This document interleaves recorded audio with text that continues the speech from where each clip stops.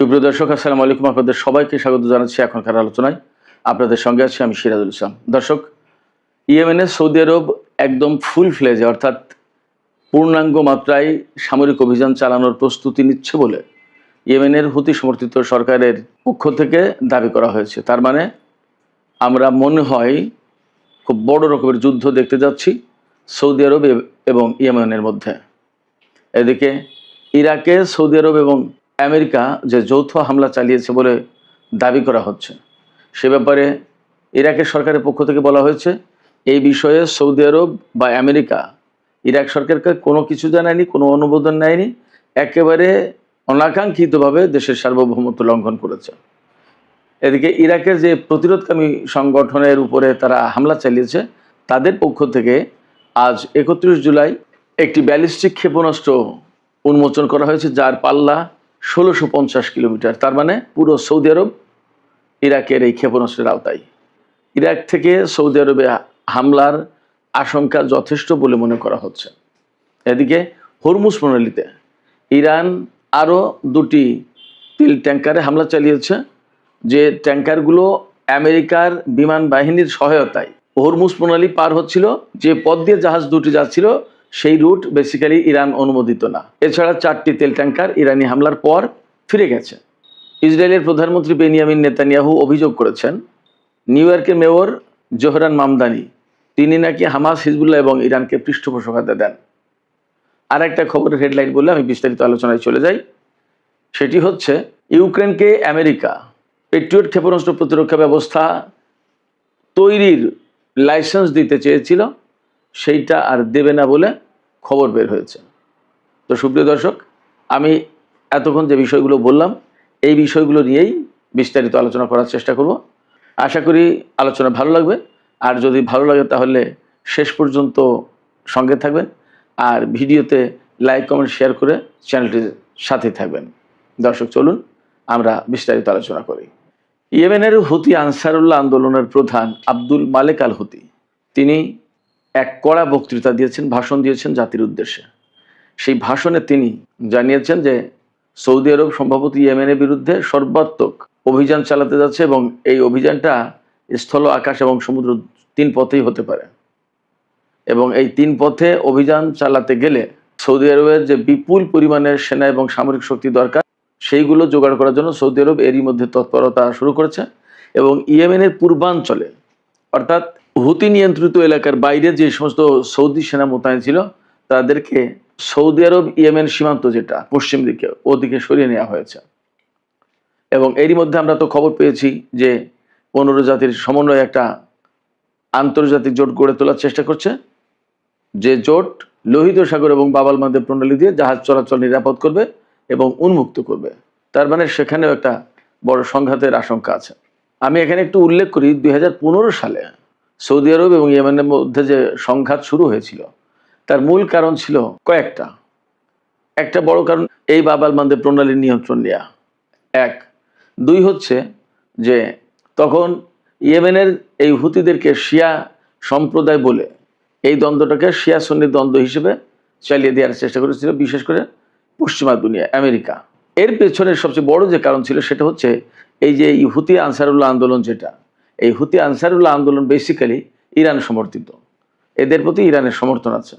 কারণ হচ্ছে যে এই সংগঠনটা ইসরায়েল এবং আমেরিকার বিরুদ্ধে খুব শক্তভাবে দাঁড়িয়েছে অনেক আগের থেকেই, যার কারণে এদের প্রতি ইরানের সমর্থন ছিল।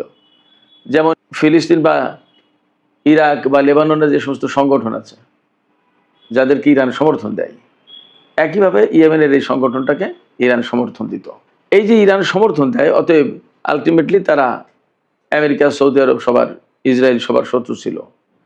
এই শত্রু থাকার কারণে 2015 সালে মূলত তারা ইয়েমেনের বিরুদ্ধে অভিযান চালায় এবং এক্ষেত্রে সৌদি আরবকে সামনে রাখে, যাতে শিয়া সুন্নির দ্বন্দ্বটা জায়েজ করানো যায়, দেখানো যায় যে সত্যিকার অর্থেই শিয়া এবং সুন্নিদের মধ্যে সংঘাত চলছে মধ্যপ্রাচ্যে। কিন্তু মূল বিষয়টা ছিল এই বাব আল মানদেব প্রণালী এবং লোহিত সাগরের নিয়ন্ত্রণ, যাতে সৌদি আরব, ইসরায়েল, আমেরিকা এদের হাতে থাকে।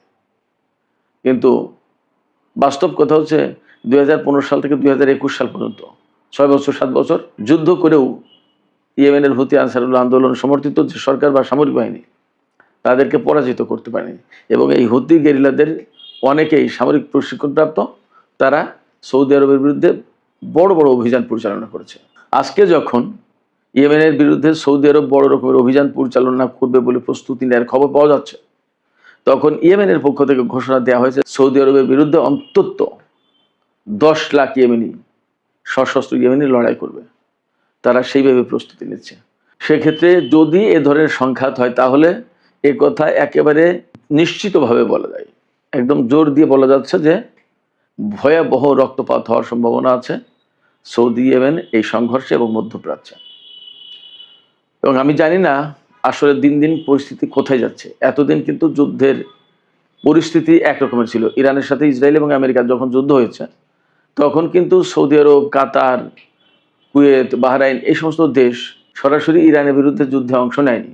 এখন যুদ্ধের আপাতত দৃষ্টিতে যখন তীব্রতা কমে এসেছে বলে আমরা ধরতে পারি, অনেক ক্ষেত্রেই বলা হচ্ছে যে মধ্যপ্রাচ্য থেকে, বিশেষ করে পারস্য উপসাগরীয় দেশগুলো থেকে আমেরিকা সেনা প্রত্যাহার করে নেবে কিনা বা কোনো কোনো জায়গা থেকে সেনা প্রত্যাহার করেছে বলে খবর পাওয়া যাচ্ছে। এইরকম একটা সময় সৌদি আরব ইরাকে হামলা চালালো এবং ইয়েমেনের সাথে দ্বন্দ্বে জড়িয়ে গেল। তাহলে বিষয়টা কি দাঁড়ালো?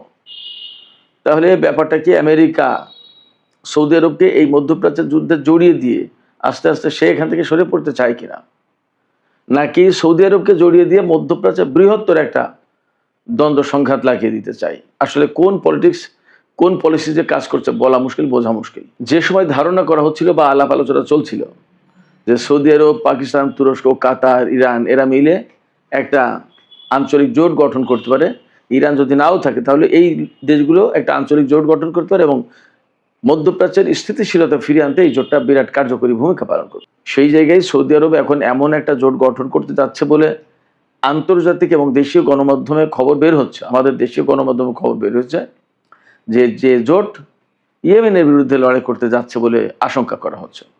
এটা যদি হয় তাহলে একেবারে মুসলিম বিশ্ব, মিডল ইস্ট, মুসলিম মিল্লাত একেবারে ধ্বংস হয়ে যাবে, মারাত্মক রকমের ক্ষতিগ্রস্ত হবে। এবং এটাই তো চেয়েছিল পশ্চিমা কিছু দেশ। এগুলো কেন বুঝতে পারছে না মধ্যপ্রাচ্যের মুসলিম দেশগুলো, আমি ঠিক পরিষ্কার না। যাই হোক, আমরা আরেকটা প্রসঙ্গে আলাপ করি। এই মধ্যপ্রাচ্যের আলোচনায় যখন হচ্ছে তখন বলি যে ইরাকের প্রতিরোধকামী সংগঠন হাসতাস সাবি, যেটা পপুলার মোবিলাইজেশন ইউনিট, তাদের পক্ষ থেকে আজকে একটি ক্ষেপণাস্ত্র প্রদর্শন করা হয়েছে এবং উন্মোচন করা হয়েছে, যে ক্ষেপণাস্ত্রের পাল্লা 1650 কিলোমিটার। এটা ব্যালিস্টিক ক্ষেপণাস্ত্র, 1650 কিলোমিটার দূরে আঘাত আনতে পারে। তার মানে পুরো সৌদি আরব সম্ভবত এই ক্ষেপণাস্ত্রের আওতায়। সেক্ষেত্রে খুব সম্প্রতি সৌদি আরব এবং আমেরিকা ইরাকের উপরে যে হামলা চালিয়েছে, সেই হামলার জবাব সম্ভবত ইরাকের প্রতিরোধকামী সংগঠন দিতে যাচ্ছে সৌদি আরবকে। আর মধ্যপ্রাচ্যে মার্কিন ঘাঁটিগুলো তো ইরানের হামলার লক্ষ্যবস্তু হয়ে আছেই। আজকেও আমি দুপুরে ভিডিওতে বলেছিলাম যে কুয়েতে হামলা চালিয়েছে, পরবর্তীতে জানা গেল যে বাহরাইনেও হামলা চালিয়েছে ইরান। এদিকে আজকে ইরান যে মার্কিন ঘাঁটিগুলোতে হামলা চালিয়েছে, এর বাইরেও হরমুজ প্রণালীতে কিছু ঘটনা আছে। আমেরিকার সামরিক বাহিনী, বিশেষ করে বিমান বাহিনী, তাদের বিমান শক্তি দিয়ে, বিমানের ছত্রছায়ায় অর্থাৎ বিমান নিরাপত্তা দিয়ে 2টি তেল ট্যাঙ্কারকে হরমুজ প্রণালী পার করে নিয়ে যাচ্ছিল। মূলত এই 2টি জাহাজ ওই ওমান উপকূল দিয়ে নিয়ে যাওয়ার চেষ্টা করছিল, যেটা ইরান থেকে দূরে। আর ইরান দেখিয়ে দিয়েছে যে জাহাজ চলাচল যা করবে, তাদের যে নির্দেশিত পথ, তারা যে দেখিয়ে দিয়েছে যে এই রুটে যাবে, এই রুটে যাবে, সেই রুটে যায়নি। তার মানে আমেরিকা তাদের শক্তি প্রয়োগ করে জাহাজ 2টি নিয়ে যাচ্ছিল। কিন্তু ইরান 2টো জাহাজে হামলা চালিয়েছে। হামলা চালালে ওখানেই অচল হয়ে বা দাঁড়িয়ে আছে জাহাজ 2টো। আর 4টি জাহাজ তার পেছনে ছিল, সেই 4টি জাহাজ, ওই 4টি জাহাজ ফিরে গেছে। তার মানে আমেরিকা আজকেও অর্থাৎ 31 জুলাই জাহাজ, তেলবাহী জাহাজ পার করতে পারলো না হরমুজ প্রণালী। শুধু তাই না দর্শক, আমি আপনাদেরকে আর একটা কথা বলি। হরমুজ প্রণালী সেই 40 দিনের যুদ্ধের সময় যখন থেকে আটকে দিয়েছে ইরান, অর্থাৎ মার্কিন বাহিনীর এখানে প্রবেশ নিষেধ, এরপর থেকে একদিনের জন্য আমেরিকার সেনারা হরমুজ প্রণালীর ধারে কাছেই যায়নি। যখনই ইরানের ক্ষেপণাস্ত্রের আওতায় চলে এসেছে তাদের কোনো যুদ্ধজাহাজ, তখনই ওয়ার্নিং দিয়েছে, মেসেজ পাঠিয়েছে, সিগন্যাল পাঠিয়েছে, অথবা ক্ষেপণাস্ত্র বা ড্রোন হামলা চালিয়ে তাড়িয়ে দিয়েছে। ভয় দেখিয়েছে ইরান, তারা চলে গেছে। তো হরমুজ প্রণালী অ্যাকচুয়ালি আমেরিকা যে খুলতে পারলো না, এটা পরিষ্কার। এদিকে মিডল ইস্ট ইরান কেন্দ্রিক আর একটা খবর আছে আমেরিকার। মার্কিন প্রেসিডেন্ট ডোনাল্ড ট্রাম্প ক্যাম্প ডেভিডে তার মন্ত্রী সভার সব সদস্যের সঙ্গে বৈঠকে বসেছেন। এই কিছুক্ষণ আগের খবর। এই ক্যাম্প ডেভিডে সাধারণত বড় কোনো সিদ্ধান্ত হতে গেলে মার্কিন প্রেসিডেন্ট তার মন্ত্রিসভার সদস্যদের নিয়ে বৈঠকে বসেন। আজকেও কিন্তু তাই। আজকে কিন্তু সপ্তাহের প্রায় শেষ দিন, আর একদিন আছে আমেরিকায়, শুক্রবার। আজকে বৃহস্পতিবার, একদিন পরে শুক্রবার, শনি রবি 2 দিন কিন্তু আমেরিকায় বন্ধ। এবং ইসরায়েলের প্রধানমন্ত্রী বেনিয়ামিন নেতানিয়াহু সম্প্রতি আমেরিকা সফর করেছেন এবং ধারণা করা হচ্ছে তার এই সফরের পর আমেরিকা ইসরায়েল মিলে ইরানের বিরুদ্ধে অভিযান চালাতে পারে। তো এই যে আজকের যে ক্যাম্প ডেভিডের বৈঠক, এই বৈঠকের পর মনে করা হচ্ছে কয়েকটা কারণ হতে পারে। একটা হতে পারে ইরানের বিরুদ্ধে বড় কোনো সিদ্ধান্ত নিতে যাচ্ছে, হামলা চালাতে পারে, এটা একটা। আরেকটা হতে পারে মধ্যপ্রাচ্য থেকে মার্কিন বাহিনীকে প্রত্যাহার করার ব্যাপারেও আলোচনা হতে পারে। কোনটা আমরা শিওর না, কারণ মধ্যপ্রাচ্যে আসলে আমেরিকার জন্য অনেক বেশি ব্যয়বহুল যুদ্ধ হয়ে যাচ্ছে। এই যুদ্ধ টানা খুব কঠিন ব্যাপার। এবং এই যে এই জুলাই মাসের প্রথম দিক থেকে যে ইরান এবং আমেরিকার মধ্যে যে যুদ্ধ শুরু হয়েছে, চলছে, এই যুদ্ধে কিন্তু বিপুল পরিমাণে ক্ষয়ক্ষতি হয়েছে মধ্যপ্রাচ্যে আমেরিকার ঘাঁটিগুলোতে। অনেক বিমান, অনেক হেলিকপ্টার, অনেক ড্রোন ধ্বংস হয়েছে, ঘাঁটিগুলো তছনছ হয়েছে এবং এই সময় অনেকগুলো সেনাও মারা গেছে। শুধু সেনা মারা না, অনেক সেনা আহত হয়েছে। আজকেই দেখলাম যে তাদের 3-4 দিন আগে যে সেনা আহত হওয়ার কথা ছিল যে 624, সেই জায়গায় আজকে দেখলাম যে তারা আপডেট করেছে 653 জন মার্কিন সেনা আহত হয়েছে। তার মানে এই কয়েকদিনে আরো অনেক সেনা আহত হয়েছে। তো এই যে আহত হওয়ার ঘটনা, তাইলে নিহত কি 2-1 জন মোটেই হচ্ছে না।